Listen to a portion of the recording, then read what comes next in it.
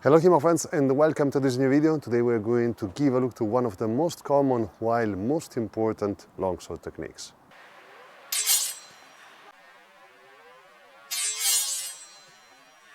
Now this technique is all about yielding under the opponent's strength, and it may happen in a variety of ways, and we find this kind of technique in the greatest majority of the sword fighting styles that we may find in history throughout the world. Now you see the action demonstrated here by my student Fabio. This action in the manual which we follow, the Fiori Battaglia, wrote by Maestro Fiori Liberi, is called the Colpo di Villano or Gioco del Villano. In this case, the Colpo di Villano is the blow which makes the action happen in the basic form of the play, which is a mandritto fendente. So the whole idea is to move aside and basically deflect the mandritto fendente, but here we present it in a different way, which fits more our case in the modern context of application, be it sparring or tournament settings. Now in our case we land our technique against a thrust with opposition, which is pretty common nowadays as one of the most basic ways of landing a direct hit against an opponent. So the opponent takes the line with a thrust, opposes our weapon, and because of this we may feel the strength of the opponent in our blade, which leaves us with the possibility to yield against this kind of strength. And it is precisely what we are going to do, ideally moving sideways, so moving away from the opponent's blade, in this case toward our left. So this is the ideal way of landing the action.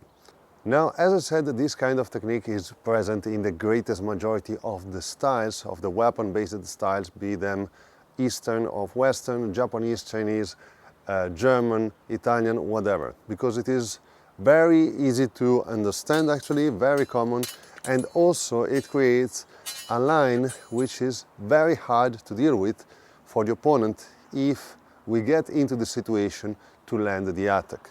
Because the outside line is the hardest line to cover on average, especially when we are in a situation where our hands are extended. So it is very hard to go back and cover this line, again, especially if we are with the right foot forward, which of course may happen in many cases. Now Maestro Fiori gives us another option to land the technique, which is not direct. So we are not landing directly our cut, but we are instead yielding, beating on the opponent weapon and then landing another action for the opponent head, a neck or whatever.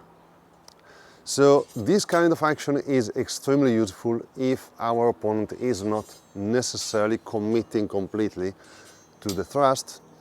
Namely, the thrust of the opponent is meant to create something else, some other kind of action, some other kind of situation which the opponent is going to exploit. So let's say that the thrust is either feinted or falls short and the opponent tries to do something from there. Fiori says that one of the things that may happen is that the opponent is moving toward you basically with the false edge. Now he presents it in this kind of case where the opponent is landing a fendente, so the opponent goes upward with the false edge with a sottano, which is risky of course.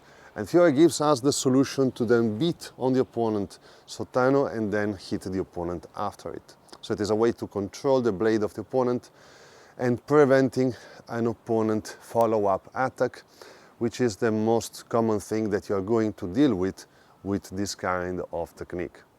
Now in the Italian tradition, this play, generally speaking, lands either a reverso fendente or sometimes a thrust. Fiori shows it.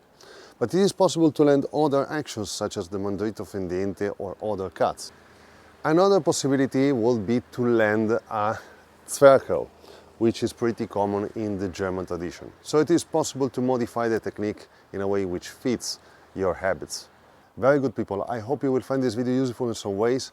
Thanks for watching as always. Remember to check my Patreon link in the description if you want to support me and the channel. And as always, see you next time.